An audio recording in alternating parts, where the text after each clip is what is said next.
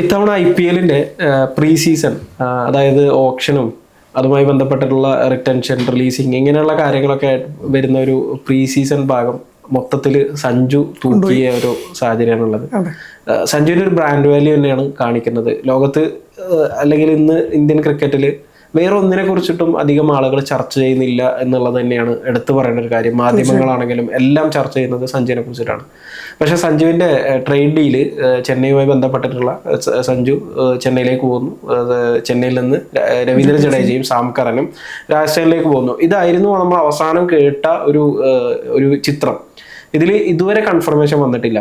ഇപ്പോൾ ക്രിക്ബസ് ഉൾപ്പെടെയുള്ള മാധ്യമങ്ങളെ ഏറ്റവും അവസാനമായിട്ട് റിപ്പോർട്ട് ചെയ്തിരിക്കുന്നത് ഇതുമായി ബന്ധപ്പെട്ടിട്ടുള്ള ഒരു കൺഫർമേഷനും BCCIയിലേക്ക് പോയിട്ടില്ല എന്നുള്ളതാണ് പറയുന്നത്. ഒരു വലിയൊരു സാങ്കേതിക തടസ്സം അതിനകത്ത് നിൽക്കുന്നുണ്ട് എന്നുള്ളതാണ്. എന്തുകൊണ്ടാണ് ഇതുവരെ ഈ ട്രയലിന്റെ വിഷയത്തിൽ ഒരു തീരുമാനം വരാത്തതെന്ന് നമുക്ക് നോക്കാം. എന്താ കഴിഞ്ഞ ദിവസം നമ്മൾ പറയുമ്പോൾ 48 മണിക്കൂറിലൊരു തീരുമാനമാവും ഈ ട്രേഡ് പൂർത്തിയാവുന്നതെന്ന് പറഞ്ഞിരുന്നത്. പക്ഷേ ഇപ്പോഴത്തെ പ്രശ്നം എന്ന് പറഞ്ഞാൽ സാം കറനും ജഡേജയുമാണ് രാജസ്ഥാനിലേക്ക് പോകേണ്ടത്. അപ്പം ഒരു ടീമിൽ 8 വിദേശ താരങ്ങളാണ് അലോ ചെയ്യുന്നത്. IPL ഇത് വെച്ചിട്ട് നമുക്ക് അറിയാം അതിൻ്റെ മുമ്പിൽ വെച്ച് വരുന്നത്. ഇപ്പം സാം കറൻ കൂടി വരുമ്പോഴേക്ക് RRന്റെ വിദേശ താരങ്ങളുടെ എണ്ണം 9 മാറും. അപ്പം അത് സാം കറനെ ഉൾക്കൊള്ളാൻ വേണ്ടി രാജസ്ഥാൻ നിലവിൽ നിർവാഹമില്ല. ഏതെങ്കിലും ഒരു താരത്തെ വിട്ടുകൊടുക്കണം, അല്ലെങ്കിൽ വിട്ടയച്ചാൽ മാത്രമേ പുതിയ ഒരാളെ എടുക്കാൻ വേണ്ടി സാം കറനെ എടുക്കാൻ വേണ്ടി പറ്റൂ. അതിലിപ്പം ആരെയാണ് വിടേണ്ടതിൽ തീരുമാനമായില്ല എന്ന് എനിക്ക് തോന്നുന്നത്. ആ ഒരു പ്രശ്നമാണ്. ഇപ്പം സാം കറന് പകരം ഒരു ഇന്ത്യൻ താരമായിരുന്നു ജഡേജക്കൊപ്പം വരുന്നെങ്കിൽ ഈ ട്രേഡിൽ ഇപ്പം നടന്നേനെ. പക്ഷെ ഇതിൻ്റെ പേരിലാണ് ഇപ്പം ഒരു സ്റ്റക്കായി നിൽക്കുന്നത്. അതിൽ തീരുമാനം വൈകാതെ തന്നെ ഉണ്ടാവുമായിരിക്കും. 2 താരങ്ങൾ വരുമ്പോൾ ഒരു താരത്തെ വിടാൻ വേണ്ടി പർച്ചേസ് വാല്യൂ മണിയും കൂടെ നോക്കേണ്ടതുണ്ട്, പേഴ്സ് മണിയും കൂടെ നോക്കേണ്ടതുണ്ട്. അതും കൂടെ കണക്കാക്കിയിട്ടാണ് ചെയ്യേണ്ടത്. അപ്പം 2 താരങ്ങളുടെ പേരാണ് ഇപ്പം നമുക്ക് കേൾക്കുന്നത് ചർച്ചകളിൽ വരുന്നത്. 2 ശ്രീലങ്കൻ താരങ്ങളുടെ പേരാണ് വരുന്നത്. അപ്പം ജഡേജയും കറനും വരുമ്പം തീഷ്ണയും ഹസറങ്കയിൽ ഏതെങ്കിലും ഒരു താരം പോകാൻ ചിലപ്പോൾ 2 താരങ്ങളും പോയേക്കെന്നൊക്കെ പറയുന്നുണ്ട്. അത് കാത്തിരുന്ന് കാണേണ്ടി വരും. അതിൽ തീരുമാനമായി മാത്രമേ നമുക്കിപ്പം സഞ്ജുവിൻ്റെ ട്രേഡ് ഡീൽ പൂർത്തിയാവും. തീർച്ചയായിട്ടും നമുക്ക് രാജസ്ഥാന്റെ വിദേശ താരങ്ങളെ ഒന്ന് നോക്കാം. ജോഫ്ര ആർച്ചർ വരുന്നുണ്ട്, ഷിംറോൺ ഹെറ്റ്മെയർ, വനിന്ദു ഹസരംഗ, മഹീഷ് തീക്ഷണ, ഫസൽ ഹക്ക് ഫാറൂഖി, കൊന മഫക്ക വരുന്നുണ്ട്, നന്ദ്ര ബർഗർ, അതുപോലെ തന്നെ ലുവാൻഡ്രെ പ്രട്ടോറിയസ്. ഒരു താരങ്ങളുടെ ഒരു ഇത് നോക്കിക്കഴിഞ്ഞാൽ കഴിഞ്ഞ സീസണിൽ രാജസ്ഥാനെ സംബന്ധിച്ച് അവരുടെ ഒരു പ്രധാന പ്രശ്നം എന്ന് പറഞ്ഞു കഴിഞ്ഞാൽ മധ്യനിരയിൽ ഒരു വിദേശ താരത്തിന്റെ ഒരു പവർ ഹിറ്ററുടെ ഒരു അഭാവം. ഹിറ്റ്മെയറിനെ പോലുള്ള ഒരു താരം ഒരിക്കലും ഒരു ഇമ്പാക്ട് ഉണ്ടാക്കിയിട്ടില്ല എന്നുള്ളത് തന്നെയാണ് യാഥാർത്ഥ്യം. ഇപ്പോൾ നമ്മളിപ്പോൾ ഈ പറഞ്ഞതുപോലെ ഈ ഇത് നോക്കുന്ന സമയത്ത് നമ്മൾ നോക്കുമ്പോൾ 2 ഓൾറൗണ്ടേഴ്സ് ആണ് വരുന്നത്. രവീന്ദ്ര ജഡേജ വരുന്നുണ്ട്, സാം കറനും വരുന്നുണ്ട്. ഈ ജഡേജ നമുക്കറിയാം സ്പിന്നറാണ്, നല്ല രീതിയിൽ ബാറ്റ് ചെയ്യാനും ഒക്കെ ആ ഈ ടീമിനെ എല്ലാം കൊണ്ടും ഒരു ഉപയോഗപ്പെടുത്താൻ പറ്റുന്ന താരാണ്. ഇപ്പൊ സാംകറന്റെ ഒരു കരിയർ നമ്മൾ എടുത്തു നോക്കി കഴിഞ്ഞാൽ സാംകറൻ വിക്കറ്റ് എടുക്കുന്ന ബോളറാണ്. പക്ഷെ ഈ പറയുന്ന പോലെ പലപ്പോഴും റണ്ണ് വഴങ്ങുന്നതായിട്ട് ശ്രദ്ധയിൽപ്പെടാറുണ്ട്. പിന്നെ അതുപോലെ തന്നെ ബാറ്റിങ്ങിലേക്ക് വരുന്ന സമയത്ത് ഒരു ഫ്ലോട്ടർ ആയിട്ട് ഉപയോഗിക്കാൻ പറ്റുന്ന ഒരു താരമാണ്. ഇപ്പൊ 3 മുതൽ 8 വരെയുള്ള പൊസിഷനുകളിൽ ഏത് പൊസിഷനിലും ബാറ്റ് ചിലപ്പോ ഇനി ചെന്നൈക്ക് നിർണായക പല മത്സരങ്ങളും ചെയ്തിട്ടുണ്ട്. അപ്പൊ അങ്ങനെ നോക്കുമ്പോൾ ഏതൊരു പൊസിഷനുകളിലും വന്ന് കളിക്കാം. അത് മാത്രമല്ല ഒരു അഗ്രസീവ് മോഡിലേക്ക് പോയി കഴിഞ്ഞാൽ ഏത് വലിയ ഷോട്ടുകളും കളിക്കാൻ പറ്റുന്ന ഒരു താരമാണ്.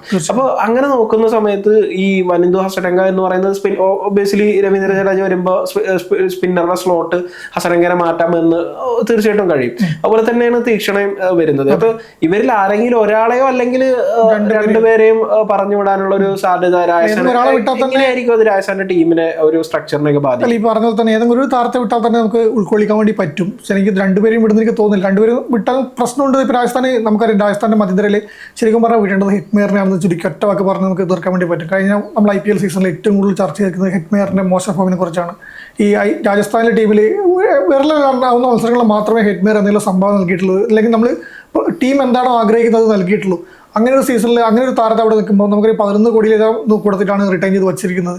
അപ്പോൾ അത്രയും ഒരു പൈസ ലാഭിക്കാൻ വേണ്ടി വരുന്നതാണ് പറയാം. കാരണം കഴിഞ്ഞ സീസണിൽ നമുക്കറിയായിരുന്നു, നമുക്ക് ബട്ട്ലർ മറ്റൊരു താരങ്ങളൊക്കെ പോയി നിൽക്കുന്ന സീസണിൽ ഹെറ്റ്മെയറിന് അമിത പ്രതീക്ഷയായിരുന്നു രാജസ്ഥാൻ കൊടുത്തിരുന്നത്. പക്ഷേ അതിൻ്റെ ഒരു ഇതും തിരിച്ചു കൊടുക്കാൻ വേണ്ടി പറ്റിയില്ല. അപ്പോൾ അങ്ങനെ താരത്തെ വിട്ടയച്ചാൽ നമുക്ക് പറയാം, ഇപ്പോൾ ഈ പറഞ്ഞ പോലെ ബോളിങ്ങിലും ബാറ്റിങ്ങിലും ഉപരിക്കുന്ന താരങ്ങളോട് സേവ് ചെയ്യാൻ പറ്റും. പക്ഷേ രാജസ്ഥാൻ്റെ നിലവിൽ രാജസ്ഥാൻ്റെ മാനേജ്മെന്റ് നമ്മൾ മനസ്സിലാക്കി വെച്ച് രാജസ്ഥാൻ തയ്യാറാവില്ല. ഹെറ്റ്മെയറിൽ വീണ്ടും വിശ്വാസം അർപ്പിക്കുകയുള്ളൂ. നമുക്കറിയാം റിയാൻ പരാഗിനെ പോലുള്ള താരങ്ങളൊക്കെ നമുക്ക് അങ്ങനെ വിശ്വാസം അർപ്പിച്ച് കൂടെ കൊണ്ടു നടക്കുന്ന ടീമാണ്. അപ്പം ഹെറ്റ്മെയർ മിക്കവാറും ഇവിടെ തന്നെ തുടരാൻ സാധ്യത. എങ്കിലും വരുമ്പോൾ നേരെ ശ്രീലങ്കൻ താരങ്ങളിലേക്ക് പോകും. വരുമ്പോൾ. പക്ഷെ വരുന്നത് 2 ഓൾറൗണ്ടർമാരാണ്. പിന്നെ നമുക്ക് 2 പേരും പ്ലേയിങ് ലെവലിൽ എവിടെ ഈ പറഞ്ഞ പോലെ തന്നെ ജഡേജ ബാറ്റ് കൊണ്ടും ബോൾ കൊണ്ടും ഫീൽഡ് കൊണ്ടും സാംകറും അതുപോലെ തന്നെയാണ് ഇങ്ങനെയും സംഭാവന ചെയ്യുന്ന താരങ്ങളാണ്.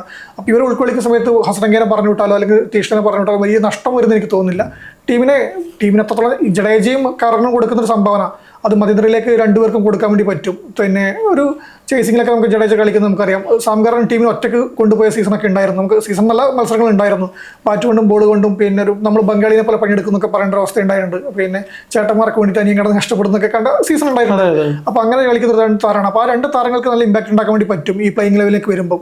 അപ്പോൾ ഇവർ 2 പേരും മാറ്റിയില്ലേ ഒരു താരത്തെ മാറ്റുന്നതിനോട് വലിയ നഷ്ടം ഉണ്ടാവുമെന്ന് എനിക്ക് തോന്നുന്നില്ല. പക്ഷേ ഈ സഞ്ജു പോകുന്ന സമയത്ത് ടോപ്പ് ഓർഡറോട്ടൊരു മാറ്റം. ഇപ്പം മധ്യനിരയിൽ മാത്രമാണ് പ്രശ്നം എന്ന് പറയാം. ടോപ്പ് ഓർഡറിൽ വൈഭവ് ഉണ്ട്, പിന്നെ ജയ്സ്വാൾ ഉണ്ട്, സഞ്ജു ഉണ്ട്. സഞ്ജുവിൻ്റെ ഓപ്പണിംഗ് സഞ്ജു 1 ഡൗണിലേക്ക് മാറി കൊടുത്തിരുന്നു വൈഭവ് ലാസ്റ്റ് റൗണ്ടിലേക്ക്. ഇപ്പം ഓപ്പണിംഗ് അവർക്ക് ഉറപ്പാണ്, ഒരു പ്രശ്നമില്ല. മികച്ച ഒരു ഓപ്പണറെ കിട്ടിയിട്ടുണ്ട്. ജയ്സ്വാളും വൈഭവും തുടങ്ങും. പക്ഷെ 1 ഡൗണിലേക്ക് പിന്നത്തെ വരുമ്പോൾ ടോപ്പ് ഓർഡറിലും ഒരു പ്രശ്നം സഞ്ജു പോകുമ്പോൾ ഒരു വിടവുണ്ട്. അതിലേക്ക് ജഡേജനെയും സംഘറിനെയും നമുക്ക് നികത്താൻ വേണ്ടി പറ്റില്ല. ഇപ്പോ ടീമിന്റെ 1ാം നമ്പർ വിക്കറ്റ് കീപ്പറായിട്ട് ധ്രുവ് ജുറൽ മാറാനുള്ള ഒരു സാധ്യത അത് തന്നെയാണ് കാണുന്നത്. കാരണം ജുറൽ ടീമിലെ സ്ഥിര സാന്നിധ്യമായിരുന്നു. സഞ്ജു ഉള്ളപ്പോൾ ആണെങ്കിൽ പോലും ടീമിലെ സ്ഥിര സാന്നിധ്യമാണ്. ഒരുപക്ഷെ ആളുകൾ പലപ്പോഴും ക്യാപ്റ്റൻസിയിലൊക്കെ പറയുന്ന ഒരു പേരാണ് ജുറൽ. അതുപോലെ തന്നെ റിയൻ പരാഗും ജയ്സ്വാളൊക്കെ അവിടെ ഉണ്ടെങ്കിൽ പോലും ജുറലിന്റെ പേര് നമ്മൾ ഇടക്ക് കേൾക്കാറുണ്ട്. കാരണം ജുറലിന്റെ ഒരു അഡ്രസ് എന്ന് പറയുന്നത് രാജസ്ഥാൻ റോയൽസ് തന്നെയാണ് IPL എന്നുള്ള കാര്യം സംശയമില്ല. അപ്പോൾ നമുക്ക് ഈ സഞ്ജു ഇനി ചെന്നൈയിലേക്ക് പോകുന്നു എന്ന് നോക്ക്. വിക്കറ്റ് കീപ്പറായിട്ട് അതായത് ഒരു യുവ താരത്തെ വിക്കറ്റ് കീപ്പറായിട്ട് ഒരു യുവ വിക്കറ്റ് കീപ്പറെ കൊണ്ടുവരികയും അതോടൊപ്പം തന്നെ ഒരു ബാറ്ററെ സഞ്ജുവിനെ ഇത് ഉൾക്കൊള്ളിക്കാൻ പറ്റുന്ന ഒരു ബാറ്ററേയും കൂടി അവർക്ക് ഉൾപ്പെടുത്താൻ പറ്റുമെന്നാണ് തോന്നുന്നത്. അങ്ങനെ ഒരു സാധ്യത കൂടിയില്ല. കാരണം എന്താണെന്ന് വെച്ച് കഴിഞ്ഞാൽ എക്സാക്ട്ലി സഞ്ജു എന്താണോ ചെയ്യുന്നത് അതിന്റെ റീപ്ലേസ്മെന്റ് അല്ല ജഡേജയും സാംകറനും എന്നുള്ളത് വളരെ വ്യക്തമാണ്. അപ്പൊ അങ്ങനെ വരുന്ന സമയത്ത് ഇപ്പോ നോക്കുമ്പോൾ ഓൾറെഡി 22 താരങ്ങളാണ് അവിടെ ഉള്ളത്. 14 ഇന്ത്യൻ താരങ്ങളും അതുപോലെ തന്നെ 8 വിദേശ താരങ്ങളും. 3 സ്ലോട്ടുകൾ ഇനി ബാക്കി കിടക്കുന്നുണ്ട്. അപ്പൊ അങ്ങനെ ആകുമ്പോൾ ഒരു അധിക യുവ വിക്കറ്റ് കീപ്പറെ കൂടി കൊണ്ടുവന്നു കഴിഞ്ഞാൽ അദ്ദേഹത്തെ ഇതിൽ ഇടുകയും റിസർവ് ഇതിൽ ഇടുകയും മാത്രമല്ല നല്ലൊരു ബാറ്ററെ കൊണ്ടുവരികയും ഒക്കെ ചെയ്യാൻ രാജസ്ഥാന് ഒരുപാട് ഓപ്ഷനുകളുണ്ട്. പിന്നെ ഇപ്പൊ നമ്മളിപ്പോ ഈ പറയുന്നത് ഈ എന്തുകൊണ്ട് ഈ ഒരു ജഡേജ സഞ്ജു സ്വാപ്പ് ഈ ട്രേഡ് ഡീൽ നടക്കുന്നില്ല എന്നുള്ളതാണ് ഇവിടുത്തെ ഒരു പ്രധാന ചർച്ചാ വിഷയം.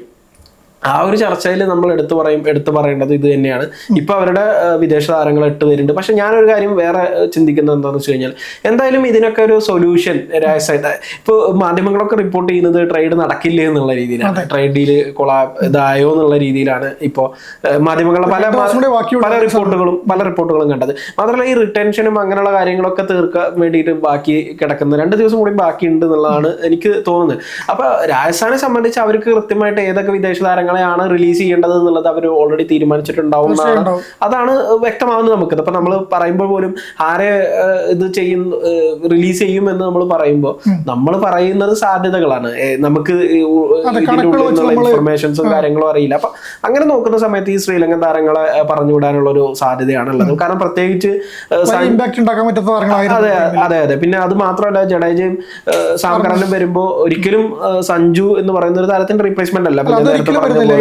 നേതൃമികവിലായാലും പിന്നെ ടോപ്പ് ഓർഡറിൽ കളിക്കുന്നില്ല വിക്കറ്റ് കീപ്പിംഗ് ഒന്നിലും വരുന്ന താരങ്ങളല്ല വരുന്നത്. അപ്പം അതിലേക്ക് വലിയൊരു അഴിച്ചുപണി രാജസ്ഥാനിൽ ചെയ്യേണ്ടി വരും. തീർച്ചയായിട്ടും ചെയ്യേണ്ടി വരും എന്നുള്ളത് തന്നെയാണ് യാഥാർത്ഥ്യം. കാരണം അങ്ങനെ ഒരു ഇത് അവിടെ ഞാൻ നേരത്തെ പറഞ്ഞ പോലെ ഒരു യുവ വിക്കറ്റ് കീപ്പറേയും ഒരു നല്ല ബാറ്ററിയും കൊണ്ടുവന്നു കഴിഞ്ഞാൽ ആ സ്ലോട്ട് ഇത് ചെയ്യാനും ഒക്കെ ഇത് ചെയ്യും. അപ്പൊ അതിനനുസരിച്ച് ഓൾറെഡി അവർ പ്ലാൻ ചെയ്തിട്ടുണ്ടാവും ഏതൊക്കെ വിദേശ താരങ്ങളെ വിട്ടയക്കണം എന്നുള്ളതെല്ലാം.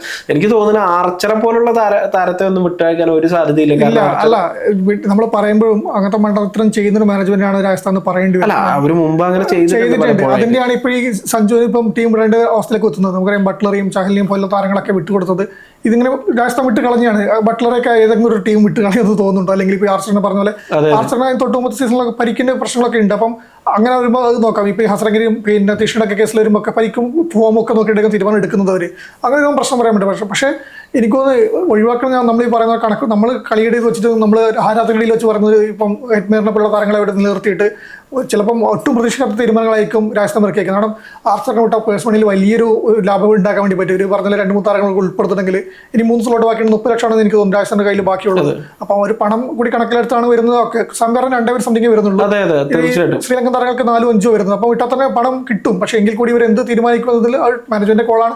അതിൽ എന്നാൽ തീരുമാനമായിട്ടുണ്ടാവും. അതുകൊണ്ട് തന്നെയായിരിക്കും ഇവർ പിന്നെ സംഘടനയും ചോദിച്ച് നിൽക്കുന്നത്. അല്ല തീർച്ചയായിട്ടും നമ്മൾ അങ്ങനെ വരുന്ന സമയത്ത് ഇതിനകത്ത് വേറൊരു വിഷയം കൂടിയുണ്ട്. ഇപ്പോൾ ശരിക്കും പറഞ്ഞു കഴിഞ്ഞാൽ സഞ്ജുവിനും ജഡേജക്കും 18 കോടി രണ്ടുപേരും തുല്യമായിട്ട് ഇതിലാണുള്ളത്.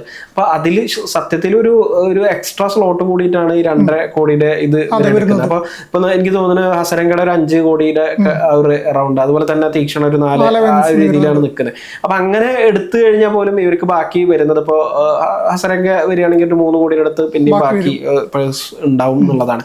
അത് മാത്രമല്ല അതിന്റെ ഒപ്പം തന്നെ ബാക്കിയുള്ളവർക്ക് ഒരു റിലീസും കാര്യങ്ങളൊക്കെ ഉണ്ടാവും. അങ്ങനെയുള്ള തീരുമാനങ്ങൾ ഉണ്ടാവും. കാരണം എന്തായാലും ഇനി ഓപ്ഷനിലേക്ക് ഒരുപാട് കുറച്ച് താരങ്ങൾ വരാൻ സാധ്യത ഉണ്ട് എന്തായാലും.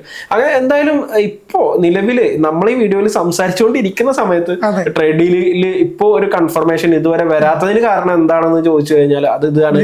വിദേശ താരങ്ങളുടെ ഒരു സ്ലോട്ട് രാജസ്ഥാൻ അത് തീരുമാനം എടുക്കണം. ആ തീരുമാനം കൃത്യമായിട്ട് അത് IPL-മായി ബന്ധപ്പെട്ടിട്ട് ആളുകളുമായിട്ട് അറിയിക്കണം. അങ്ങനെ അറിയിക്കുന്നതോട് കൂടിയിട്ടാണ് ഈ ഒരു തീരുമാനം ഉണ്ടാവുക. അങ്ങനെ വരുമ്പോൾ സ്വാഭാവികമായിട്ട് സാംകറാന്റെ ടീമിലേക്ക് ജോയിൻ ചെയ്യാൻ പറ്റും, ജഡേജക്കും ജോയിൻ ചെയ്യാൻ പറ്റും, സഞ്ജുവിന് ചെന്നൈയിലേക്ക് പോകാൻ പറ്റും. എന്തായാലും നമുക്ക് കാത്തിരുന്ന് കണ്ടറിയാം എന്താണ് ഈ ഡീലുമായിട്ട് ബന്ധപ്പെട്ടിട്ട് നടക്കാൻ പോകുന്നത് എന്ന്.